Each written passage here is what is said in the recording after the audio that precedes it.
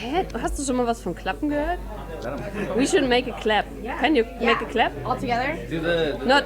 A clap is always like this. Yeah, super. You ready? Yeah. Are you ready? Yeah. 1, 2, 3. Guten Tag. Guten Tag. Ich bin hier heute wieder an der Theke mit Folks. Und ich möchte zunächst mal jemanden grüßen, einen speziellen Gast, der uns vielleicht zuschaut. Es ist Mehmet, auch genannt unser Papa Schlumpf, und der hat das Ganze hier möglich gemacht. Der ist nämlich der Erschaffer des Kiki-sol. Hallo Mehmet! So, jetzt spreche ich hier mit Folks. Woher kommt ihr? Where do you come from? Ich komme aus den USA. Ich come from California, San Diego, California. I'm from Texas, and my German is really bad, so I'm not going to try to speak it. Let's do it in English. You had your concert, and I really could smell the desert and the dust. Why do you choose this style for your music?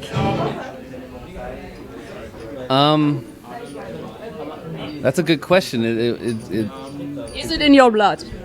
I guess so, or at least I do come from, well, actually I come from East Texas, which is not really what you would think of normal cowboy land Texas. It's more rich oil land Texas, but I guess I subscribe to that more mythology of cowboys, and that John Wayne, or Good, Bad, and Ugly, and working with Elliot has really kind of brought out the desire to kind of play those kind of tones and riffs over her music. So that's kind of what's inspired me to kind of make it. It kind of feels like playing like a soundtrack to a Western film when we're playing together. So it seems like you were the woman who gave the first point to start, or was it like this? When we first began, we were both playing open mics, and I heard him playing, and I saw him playing with a slide, and I haven't seen many guitarists play with a slide in Berlin for whatever reason, and I thought I was like, that's exciting, and then he was from Texas, so it was convenient because we're both from the States. And then we just started playing together. We didn't know we were going to really be a band or anything, and then the sound came together more, and I'm from the desert. So dust is what I grew up by, and it's like I'm from the desert by the ocean, so it's like a mix of that. But I'm definitely inspired by the space, the like geography of the States. Yeah. The desert. Do you love the desert? I've grown to love it. I grew up hating it, but maybe it's because I'm halfway around the world from it right now. But I do love it. I have an affinity for it. Yeah, I like the ocean. It's a good mix with the ocean and the desert. But it's so expansive and like dangerous, and you're just on your own when you're in the desert. And I don't know. I think that's in some of our music, perhaps. Yeah, survival. I've definitely kind of grown more Texan the longer I've been away from it, I would say, and kind of embraced my like Texan dialect as like a source of pride sometimes. Which I wouldn't have done when I was there, so it's sort of strange. But back to like thinking of deserts, I think one of the prettiest drives I've ever been on, and like most beautiful things I've ever seen, was like just driving through West Texas one time, and you wouldn't think of a desert as beautiful, but you're going through rolling hills, and you're seeing just all the cactuses and is it cacti or cactuses? I'm an English teacher too, so that's really sad that I don't know that. But when we're composing songs, and a lot of times when I'm trying to find lyrics, I'll kind of go to home a lot to draw on for inspiration of like how a song should sound, or what the next lyric should be. What I'm interested in, is the desert all about death, or is it just because of the films we know, or what is the feeling of desert? I think the desert is it's like a circle. Like there's death, and then there's life, and then there's death, and then there's life. Like I think of with these Sergio Leone films, the spaghetti western films with Clint Eastwood, which is like a very classic look of like the desert and the cowboy. Even though there's tons of death and he's basically, killing men left and right half the time as this character, he always walks off into the horizon. Like there's kind of like a new dawn every time. So I think it's all of it. I think it's, the death and the life combined. It kind of just continues walking this circle. I think our music is really inspired by like happy accidents, I think we call them, right? And just... That's a good way to put it. Well, because I think really when we kind of started finding like a definitive sound, I guess, was that song Simple Western Song, which has like the lyrics of about the spaghetti western. And we were both imagining like, this sounds like the end of a Clint Eastwood film. Like the riff that I play has a lot of like tremolo in it, and it's just whenever I play it, I'm imagining some lone rider going off into the desert. And then now that once we wrote that song, it just kind of affects all the other songs, and just like it's kind of cool to kind of see how maybe like a band would develop a concept album of like, oh, here's an idea and here's how the music, and not just like the writing of the songs and things like that, could actually go across like 14 songs or 12 songs, and how it could actually, this is like later down the road probably, when we were actually to make it a full-scale album would be like a concept like Western album. The dream is to have Quentin Tarantino have one of our songs in a film. Okay, yeah. Quentin, if you see that, just phone. Call. Yeah. What about the happy moment? Do you do the happy moment or happy accident? Happy accident. Yeah. They just happen. Oh, I think that's like when you find a song that works and it comes together, but it happens maybe in like 15 minutes. And there are other songs, like that happen in a year or something. So I think that's one of the happy accidents. And then we both happen to have that same aesthetic. But I think like also just being in Berlin, like Berlin feels like a pioneer city in a way. So it's in a way it's like it's all mixed together. Like it. Yeah. This is what everybody says about Berlin. I know. Do you have to say something, you too? Well, has it been said before that, I mean, it's an awesome place for artists and musicians because there's just tons of places to play, and maybe you won't get big here, but there's you can practice, and like you could see how something like the Beatles and I think U2 was here for as well. The Beatles were in Hamburg, but I think the U2 was here at one point. But I think I mean, in that like metaphor, like when the pioneers went west in the States, like there was vast amounts of space and land, and like in a way maybe it feels like that here with all this bars. I completely misunderstood that metaphor. Sorry. No, you're traveling west, and like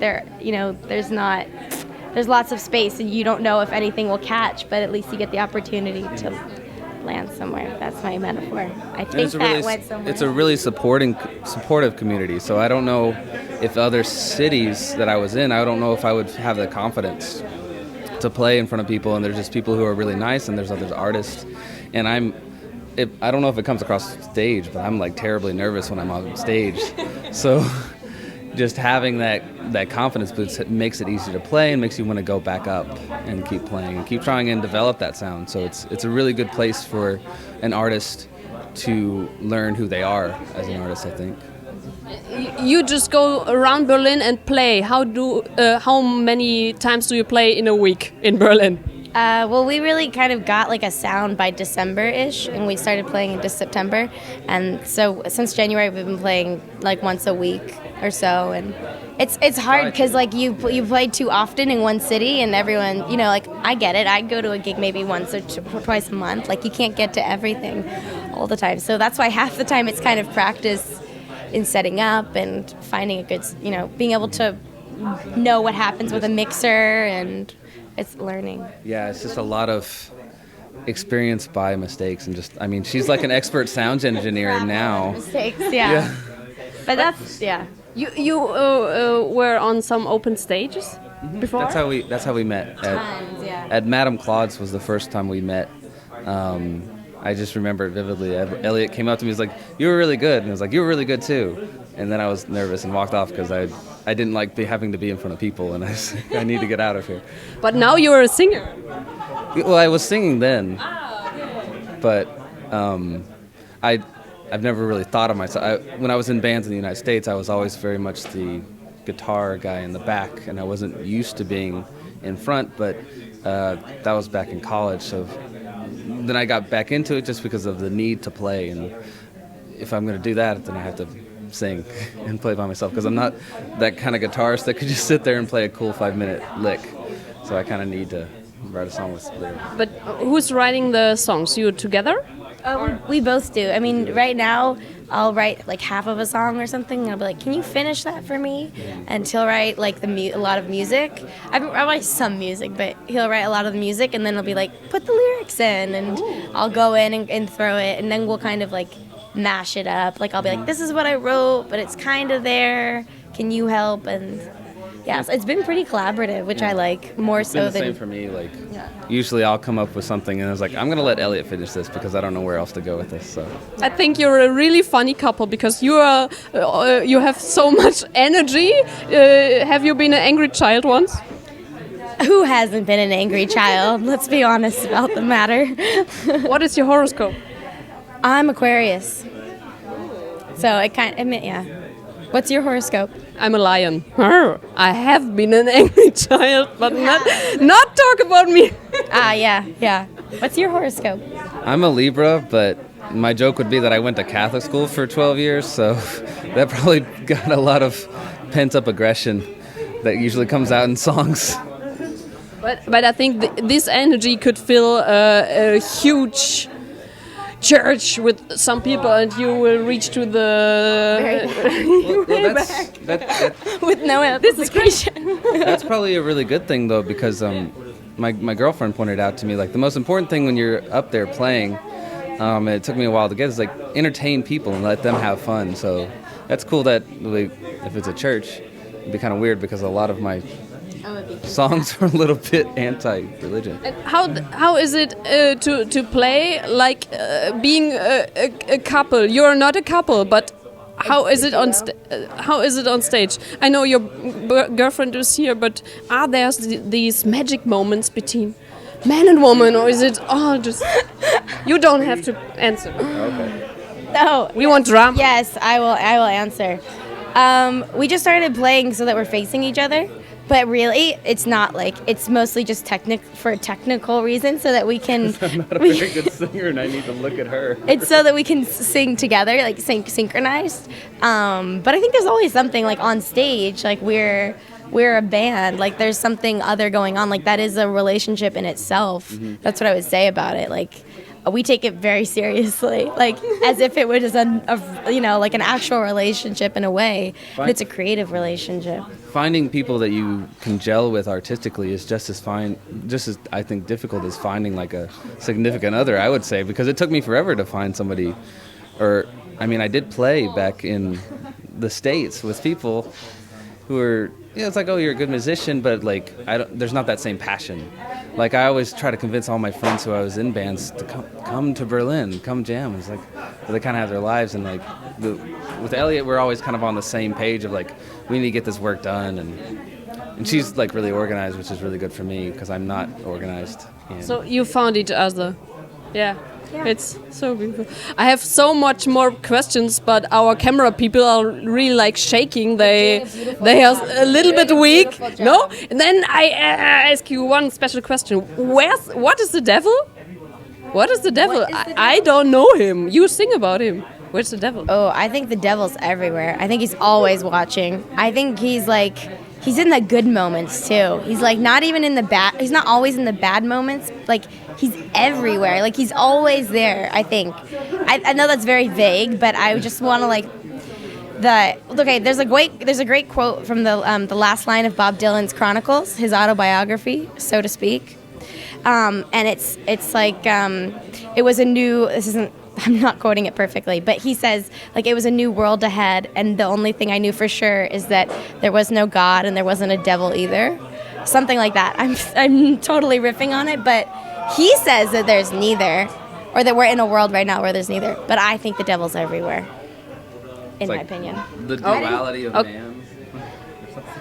Okay. Sorry to get philosophical. The duality of man. I thank you so much for being here. It was a nice concert. You can make some advertisement now for your homepage or something like that. Do you have? She's in charge of that stuff. She knows how to. We have social media. You can find us on Facebook, and you can find us on SoundCloud. And we have gigs every week now in Berlin. And I want to thank Kiki-sol for having us because they've been fantastic and really really generous. So thank you. Ja, danke. Das finde ich auch. Das ist wirklich ganz toll. Nochmal viele Grüße an Mehmet und auch an meinen Vater, der mir hier dieses Mikrofon einmal geschenkt hat. Und jetzt gebe ich wieder live zurück auf Facebook mit viel Langeweile am Tag. Schön weiterarbeiten. Tschüss.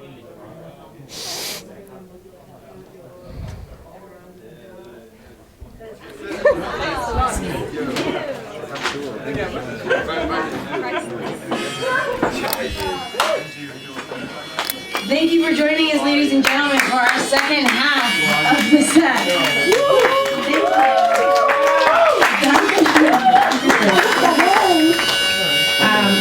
This song, I like to warn people, is going to involve some clapping. So I'm just going to say that now, and then we'll make this. All right, here we go. I'm not okay. Clapping. Yeah, that's good.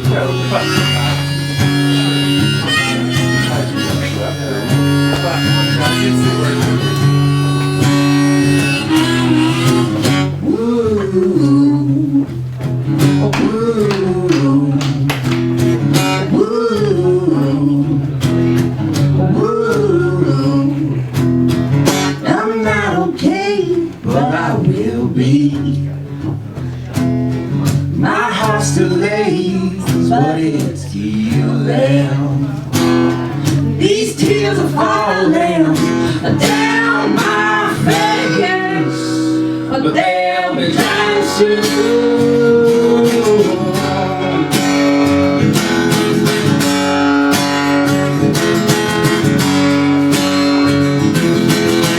I may be bleeding on the inside, made up with a scowl too.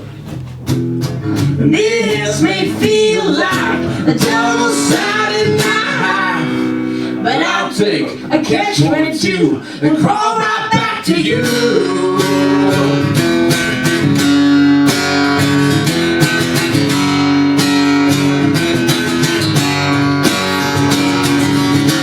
I'm not okay, but I will be. Everything's fine, it's just dandy. My heart's elate, but it's healing. 1, 2, 3, 4. And it might burn like hell. Oh, but not as much as being with you. Ooh.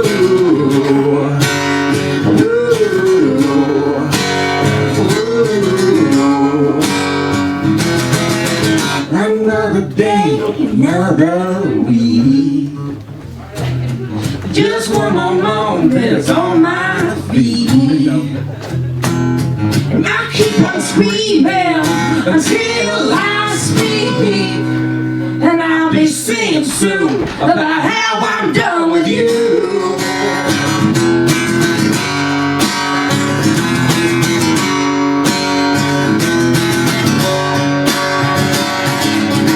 I'm not okay, but I will be. Everything's fine, it's just dandy. Tear up this bandage, 'cause I don't heal it. 1, 2, 3. It might sting like hell. Oh, but not as much as being with you.